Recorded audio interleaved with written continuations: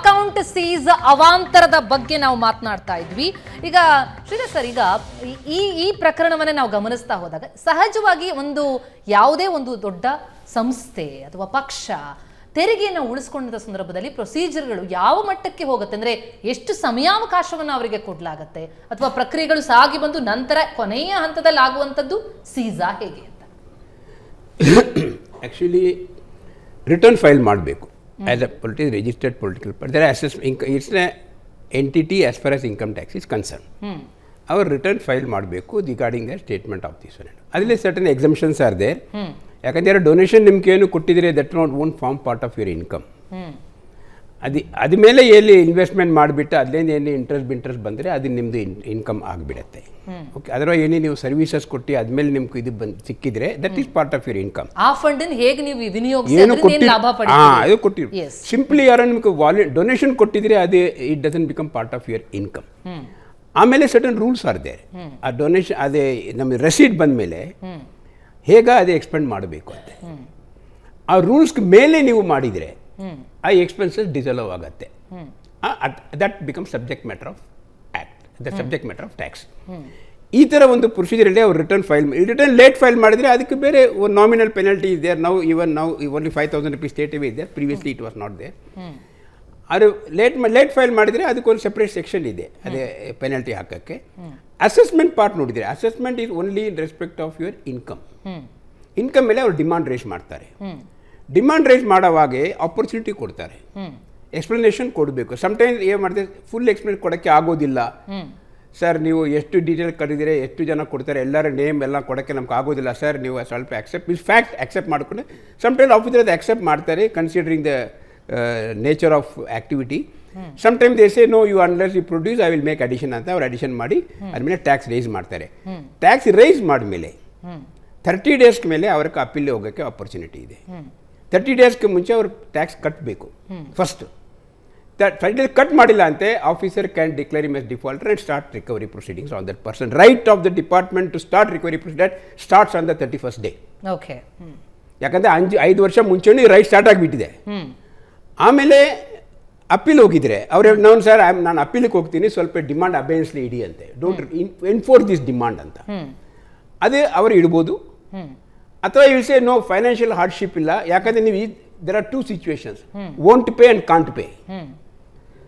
won't pay and means this time I won't pay because I am going in appeal ಅಂತ. and appeal lose ಆಗಿದ್ರೆ payment ಮಾಡೋವಾಗ I can't pay, I have no money now, ದುಡ್ಡಿಲ್ಲ ನನ್ನ ಹತ್ರ pay ಮಾಡೋಕ್ಕಾಗಲ್ಲ, ಈಗ ಕೊಡಕ್ಕಾಗಲ್ಲ ಅನ್ನೋದು ಇನ್ನೊಂದು ವಾದ ಅನ್ನೋದು. ನೀವು ಸಪೋಸ್ ನಾನು ರಾಂಗ್ ಅಂತ ಡಿಸೈಡ್ ಮಾಡಿದ್ರೆ ಇದಿಷ್ಟು ಎಕ್ಸೆಸ್ ಮನಿ ಏನು ಪೇಮೆಂಟ್ ಮಾಡಿದ್ರೆ ರಿಟರ್ನ್ ಕೊಡ್ತೀನಿ ಅಲಾಂಗ್ ವಿತ್ ಇಂಟ್ರೆಸ್ಟ್. ಪ್ರೊವಿಷನ್ ಇದೆ ಲಾ ಅಲ್ಲಿ to pay interest for the money that is paid by the person. But Muralidhar sir, ಈಗ ಅವರು ವಾದ ಮಾಡಿದ್ದೇನು ಅಂತಂದ್ರೆ, ನಮ್ಗೆ ಈಗ ನಾವು ಅಕೌಂಟ್ ಸೀಸ್ ಮಾಡಿಬಿಟ್ರೆ ನಮ್ಗೆ ಏನು ಕೆಲಸಗಳನ್ನು ಮಾಡೋದಕ್ಕಾಗಲ್ಲ, ನಮ್ಮ ರಾಜಕೀಯ ಚಟುವಟಿಕೆಗಳೆಲ್ಲ ನಿಂತು ಹೋಗುತ್ತೆ. ಇದೊಂದು ರೀಸನ್ ಕೊಟ್ಬಿಟ್ಟು ಅವ್ರು ಇವಾಗ ಅಕೌಂಟನ್ನು ಆಕ್ಟಿವ್ ಮಾಡಿಸ್ಕೊಂಡ್ಬಿಟ್ಟಿದ್ದಾರೆ. ಆದರೆ ಅದು ಅಷ್ಟಕ್ಕೆ ನಿಲ್ಲಲ್ಲ ಅಲ್ವಾ, ಮುಂದಿನ ಪ್ರಕ್ರಿಯೆಗಳಿಗೆ ತಾತ್ಕಾಲಿಕವಾಗಿ ಆಕ್ಟಿವ್ ಮಾಡಲಾಗಿದೆ. ಮುಂದವ್ರು ಏನ್ ಮಾಡ್ತಾರೆ ಅನ್ನೋದು ಕೂಡ ಅಲ್ಲಿ ಪ್ರಮುಖ ಆಗುತ್ತೆ ಅಂತ. ಮೇಲ್ನೋಟಕ್ಕೆ ಅವರ ವಕ್ತಾರ ಹೇಳಿದ್ದು ನಾವು ಹೀಗೆ ಹೇಳಿದ್ದೀವಿ ಅಂತ. ಸಾಧಾರಣವಾಗಿ ಕಾನೂನು ನಮ್ಮ ಹತ್ರ ಖರ್ಚಿಗೆ ದುಡ್ಡಿಲ್ಲ ಬಿಟ್ಟುಬಿಡಿ ಅನ್ನೋದನ್ನ ಒಪ್ಪಲ್ಲ ಸಾಧಾರಣವಾಗಿ. ಅಸಾಧಾರಣವಾಗಿ ಒಂದು ಆಸ್ಪತ್ರೆನೋ ಒಂದು ಸ್ಕೂಲೋ ಇದ್ರೆ ಒಪ್ಪೋದು. ಈಗ ಜನಕ್ಕೆ ಉಪಯೋಗ ರೀತಿಯಲ್ಲಿ ಒಂದು ಸಣ್ಣದಾಗಿ ಹೇಳ್ತೀನಿ, ನೀವು ಇನ್ಕಮ್ ಟ್ಯಾಕ್ಸ್ಗೆ 1 ಲಕ್ಷ ರೂಪಾಯಿ ಕಟ್ಟಬೇಕಿತ್ತು, ಕಟ್ಟಿಲ್ಲ, ನೋಟಿಸ್ ಬಂತು, ಕಟ್ಟಿಲ್ಲ, ಅಪೀಲ್ ಹೋದ್ರಿ, ಫೇಲ್ ಆಗ್ತಾ ಇದೆ, ಚೆಕ್ ಕೊಟ್ರಿ, ಬೌನ್ಸ್ ಆಗಿದೆ. ಇದು ಬೌನ್ಸ್ ಆಗಿರೋದು ನಿಜ ಆಗಿದ್ರೆ ಪ್ರಹಸನವಾಗಿ ಉಪಯೋಗಿಸ್ತಾ ಇದ್ದೀನಿ, ನಿಮ್ಮಲ್ಲಿ ಬ್ಯಾಂಕಲ್ಲಿ 20,000 ರೂಪಾಯಿ ಇದೆ, ಅದನ್ನ ಅಟ್ಯಾಚ್ ಮಾಡ್ತಾರೆ. ಬಾಕಿ ಎಷ್ಟು ಕೊಡಬೇಕು?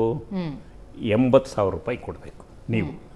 ಅದಕ್ಕೆ ನಿಮ್ಮ ಹತ್ರ ಸ್ಥಿರ ಆಸ್ತಿ, ಫಿಕ್ಸ್ಡ್ ಅಸೆಟ್ಸ್, ಇಮ್ಮೂವಬಲ್ ಅಸೆಟ್ಸ್, ಸ್ಥಿರ ಆಸ್ತಿ ಏನಿದೆ ಅದನ್ನೂ ಅಟ್ಯಾಚ್ ಮಾಡ್ತಾರೆ.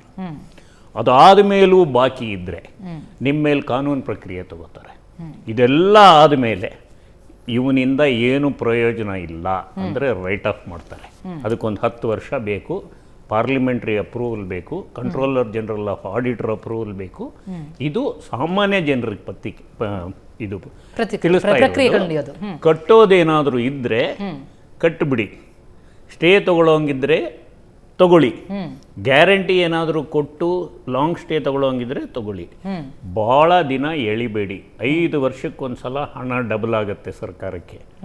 18% ಬಡ್ಡಿ ಲೆಕ್ಕ ಇಟ್ಕೊಂಡ್ರು 5 ವರ್ಷಕ್ಕೊಂದ್ಸಲ ಹಣ ಬಡ್ಡಿ ಆಗುತ್ತೆ. ಈ ಪ್ರಸ್ತುತ ವಿಚಾರದಲ್ಲಿ ನೀವು ಕೇಳಿದ ಪ್ರಶ್ನೆಗೆ ಈ ರೀತಿ ಕ್ಷುಲ್ಲಕ ಕಾರಣಗಳು, ಒಂದು ಆಸ್ಪತ್ರೆನೋ ಒಂದು ಸ್ಕೂಲೋ, ಸಾವಿರಾರು ಮಂದಿ ಸ್ಕೂಲ್, ಆ ಕಾರಣಗಳಿಂದ ಕೊಡ್ಬೋದೇ ಹೊರತು, ನೋಡಿ, ನಿಮ್ಮ ಜವಾಬ್ದಾರಿ ತೆರಿಗೆ ಕಟ್ಟೋದು, ಇನ್ಕಮ್ ಟ್ಯಾಕ್ಸ್ ಡಿಪಾರ್ಟ್ಮೆಂಟ್ ಜವಾಬ್ದಾರಿ ತೆರಿಗೆ ವಸೂಲಿ ಮಾಡೋದು, ವೆಲ್ಫೇರ್ ಡಿಪಾರ್ಟ್ಮೆಂಟು ಕಲ್ಯಾಣ ಇಲಾಖೆ ಖರ್ಚು ಮಾಡೋದು, ಕ್ಯಾನ್ಸರ್ ಇದು ಪಾನ ನಿರೋಧ ಮಂಡಳಿ ಅಂತಿದೆ, ಅದಕ್ಕೂ ಒಂದು ಸದಸ್ಯರು ಇರ್ತಾರೆ, ಅದಕ್ಕೂ ಸಂಬಳ ಕೊಡ್ತಾರೆ. ಆ ಸಂಬಳ ಬರೋದು ಪಾನ ಕುಡಿಯೋರಿಂದ.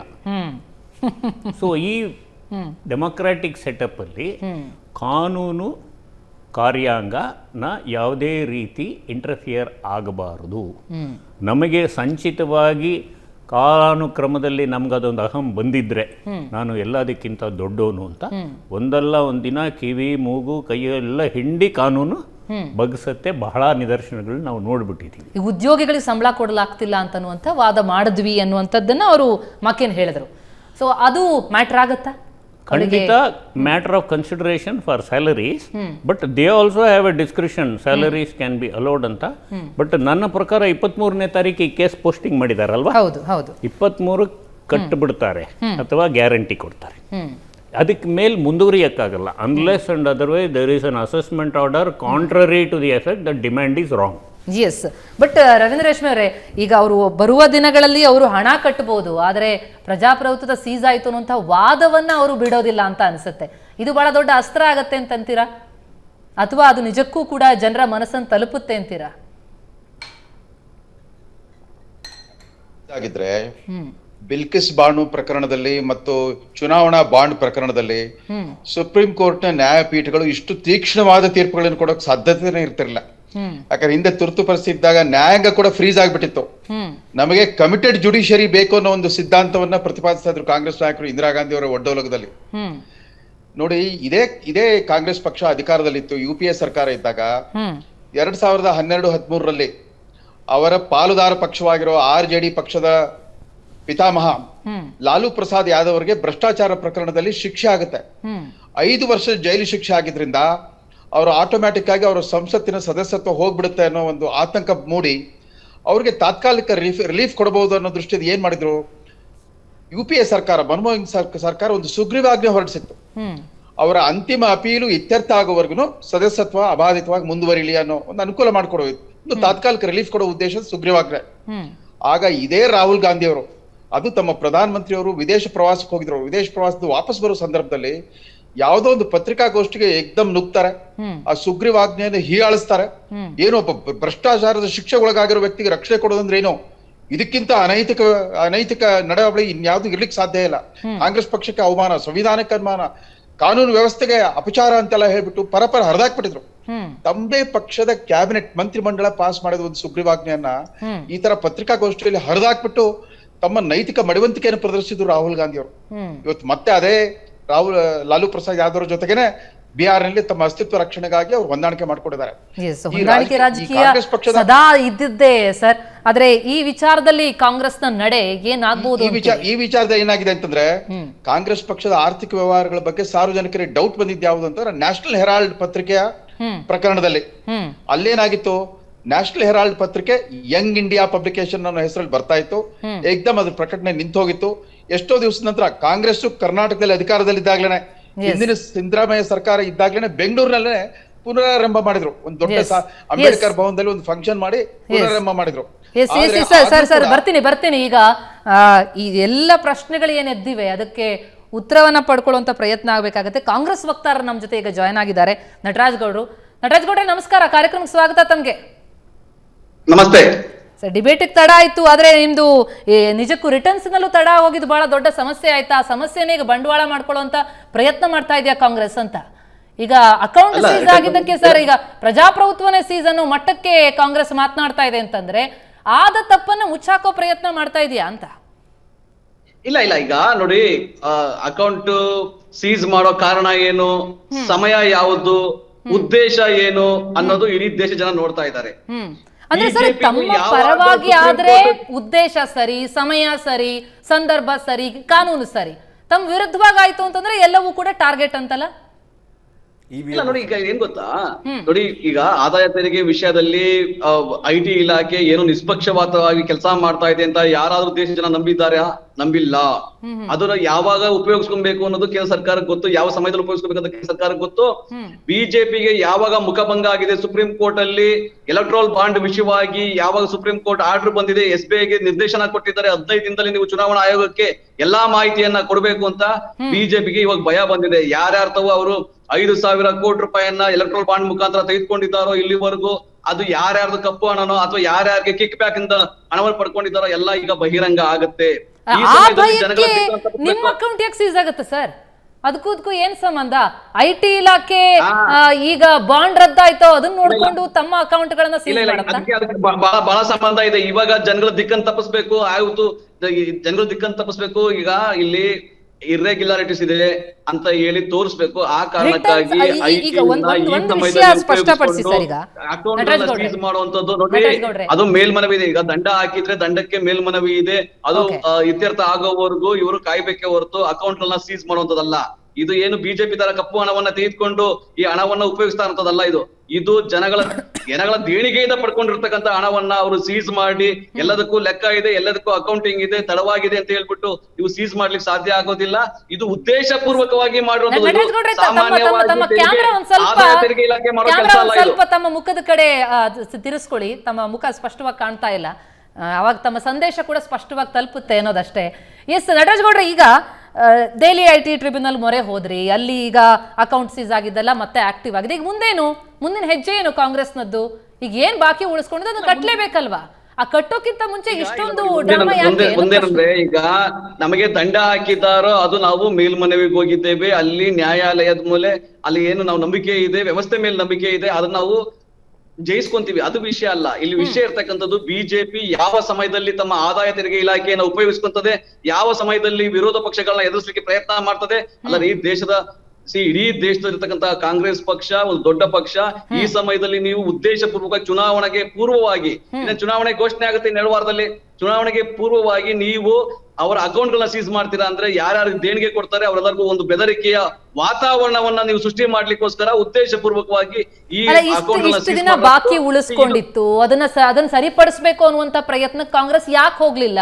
ಅವ್ರು ಆತರ ಆಕ್ಷನ್ ಮಾಡಬಹುದು, ಅದನ್ನ ಬಳಸ್ಕೊಳ್ಬಹುದು ಅನ್ನುವಂತ ಭಯ ತಮಗಿದೆ ಅಂತಂದ್ರೆ ತಾವ್ ಎಲ್ಲ ರೀತಿಯಲ್ಲೂ ಸರಿಯಾಗಿದ್ಬಿಟ್ರೆ ಯಾರು ಕೂಡ ತಮ್ಮ ಮೇಲೆ ಗೂಬೆ ಕೂರ್ಸಕ್ ಆಗಲ್ವಲ್ಲ? 5 ವರ್ಷ ಸಮಯ. ಈಗ ಅಲ್ಲಿ ಏನು ಯಾವ ಇರ್ರೆಗ್ಯುಲಾರಿಟಿ ಇದೆಯಾ, ಅಲ್ಲಿ ಅವರು ತಡವಾಗಿ ನೀವು ಫೈಲ್ ಮಾಡಿದ್ರೆ ಅಂತ ಹೇಳಿ ಫೈನ್ ಹಾಕಿದ್ದಾರೆ. ಫೈನ್ ನಾವು ಮೇಲ್ ಚಾಲೆಂಜ್ ಮಾಡಿದ್ದೀವಿ, ಅದನ್ನ ನಾವು ಇತ್ಯರ್ಥ ಮಾಡ್ಕೊಂತೀವಿ. ಅಷ್ಟೊಳಗೆ ನೀವು ಅಕೌಂಟ್ ಸೀಸ್ ಮಾಡುವಂತ ಉದ್ದೇಶ ಏನು ನಿಮ್ದು? ನಿಮ್ಮ ಉದ್ದೇಶ ಅಂದ್ರೆ ಕಾಂಗ್ರೆಸ್ ನಾವೇನ್ ಈಗ ಹೋದ ವರ್ಷದ ಮಾತಾಡ್ತಿಲ್ಲ, ಇಷ್ಟು ವರ್ಷದ ಕಾಲ ಅದನ್ನ ತಳ್ಕೊಂಡ್ ಬಂದಿದೆ ಅಂತಂದ್ರೆ, 4 ಬ್ಯಾಂಕ್ ಖಾತೆಗಳು ಸೀಸ್ ಆಗೋ ಮಟ್ಟಕ್ಕೆ ಹೋಗಿದೆ ಅಂತಂದ್ರೆ ಏನೂ ಇರ್ರೆಗ್ಯುಲಾರಿಟೀಸ್ ಇಲ್ಲ ಅಂತಲ್ಲ ತಮ್ಮ ಪ್ರಕಾರ? ಏಕಾಏಕಿ ಬಿಜೆಪಿಗೆ ಬಾಂಡ್ ರದ್ದಾಯ್ತು ಅಂತ ಬೇಸರ ಆಯ್ತಂತೆ, ತಮ್ಮ ಅಕೌಂಟ್ ಸೀಸ್ ಮಾಡ್ತಾರಂತೆ. ಹಾಗೆ ನಡೆದು ಬಿಡುತ್ತಾ ಸರ್? ಅಷ್ಟು ಸುಲಭನಾ? ನೋಡಿ, ಈಗ ಯಾರು ಅಲ್ಲಿ ಕರಪ್ಷನ್ ಮಾಡಿ ಯಾವ್ದೋ ಹಣವನ್ನ ತಗೊಂಡು ಅಲ್ಲಿ ಸ್ಟಾಕ್ ಮಾಡಿಲ್ಲ.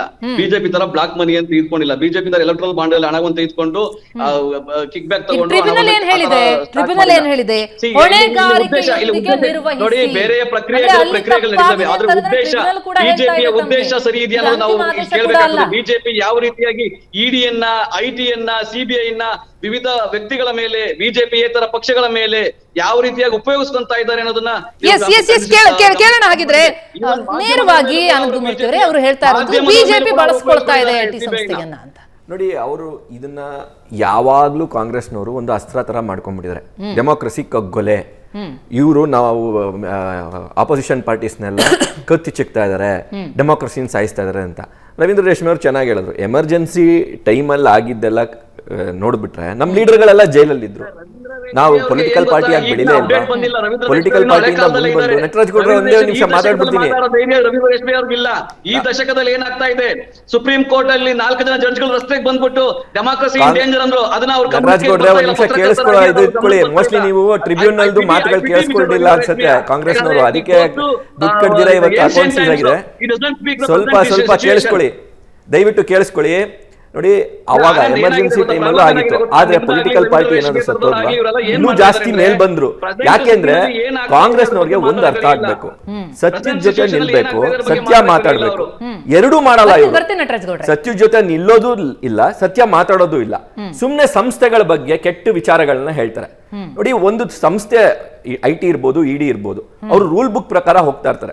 ಅವ್ರೇನ್ ಬಿಜೆಪಿ ಕಾಂಗ್ರೆಸ್ ಅಲ್ಲ, ಅವರು ರೂಲ್ ಬುಕ್ ಪ್ರಕಾರ ಹೋಗ್ತಾ ಇರ್ತಾರೆ. ಆ ರೂಲ್ ಬುಕ್ ನಾನು ಪ್ರತಿಯೊಬ್ಬ ಸಿಟಿಸನ್, ಪ್ರತಿಯೊಂದು institution registered in this country follow ಮಾಡಬೇಕು. ರೂಲ್ ಬುಕ್ ಚೇಂಜ್ ಆಗಿದೆ, ಅದು ಆಸ್ ಪರ್ ಬಿಜೆಪಿ ಆ ತರ as per political VIMS and fancies ನಡೆಯಲ್ಲ ಈ ದೇಶದಲ್ಲಿ. ಅದು ಎಸ್ಪೆಷಲಿ ನರೇಂದ್ರ ಮೋದಿ ಗವರ್ಮೆಂಟ್ ಬಂದಾಗ್ಲಿಂದ ಅಂತೂ ಎಲ್ಲಾನು ರೂಲ್ ಬುಕ್ ಪ್ರಕಾರನೇ ನಡೀತಾ ಇದೆ. ಇವರ ಪ್ರಾಬ್ಲಮ್ ಏನು ಅಂತ ಹೇಳಿದ್ರೆ, ಇವರ ಹುಳುಕುಗಳನ್ನ ಎತ್ತಿ ತೋರಿಸಿದಾಗ ಯಾವುದೇ ಸಂಸ್ಥೆ ನೋಡಿ, ಯಾವಾಗ ಎಲೆಕ್ಷನ್ ಗೆಲ್ತಾರೋ ಅವಾಗ EVM ಬಗ್ಗೆ ಮಾತಾಡಲ್ಲ, ಇಲ್ಲಾಂದ್ರೆ ವೋಟಿಂಗ್ ಮೆಷಿನ್ ಸರಿ ಇಲ್ಲ ಅಂದ್ಬಿಡ್ತಾರೆ. ಆ ತರ ಸುಳ್ಳಿನ ಸುರಿಮೇಳೆ ಮಾಡ್ತಾನೆ ಇದಾರೆ ಇವರು ಜನದ ಮೇಲೆ. ಜನಕ್ಕೆ ಇವಾಗ ಅರ್ಥ ಆಗ್ಬಿಟ್ಟಿದೆ, ಇವ್ರು ಬರೀ ಸುಳ್ಳೆ ಆಯ್ತಾರೆ, ಆಮೇಲೆ ಇವರ ಹುಳುಕನ್ನ ಮುಚ್ಕೊಳ್ಳೋಕೋಸ್ಕರ ಬೇರೆ ಪೊಲಿಟಿಕಲ್ ಪಾರ್ಟಿ ಕಡೆಗೆ ಬೆರಳು ತೋರಿಸ್ತಾರೆ. ಫೈನ್. ಈ ಬಗ್ಗೆ ಇಷ್ಟು ಪ್ರಶ್ನೆ ಕೇಳಿದ್ರು, ಯಾಕೆ 5 ವರ್ಷದಿಂದ ಹಣ ಕಟ್ಲಿಲ್ಲ, ಯಾಕೆ ಕಟ್ಲಿಲ್ಲ ಅನ್ನೋದನ್ನ ಒಂದು ಉತ್ತರ ಕೊಡ್ತಾ ಇದಾರೆ ಕಾಂಗ್ರೆಸ್ನವರು. ಉತ್ತರ ಪಡ್ಕೊಳ್ತೀನಿ ನಟರಾಜ್ ಗೌಡ್ರೆ. ಒಂದು ಕ್ವಿಕ್ ಬ್ರೇಕ್ ನ ಸಮಯ ಆಗ್ತಾ ಇದೆ. ಬ್ರೇಕ್ ಆದ್ಮೇಲೆ ಮತ್ತಷ್ಟು ಚರ್ಚೆ ಮುಂದುವರಿಯುತ್ತೆ.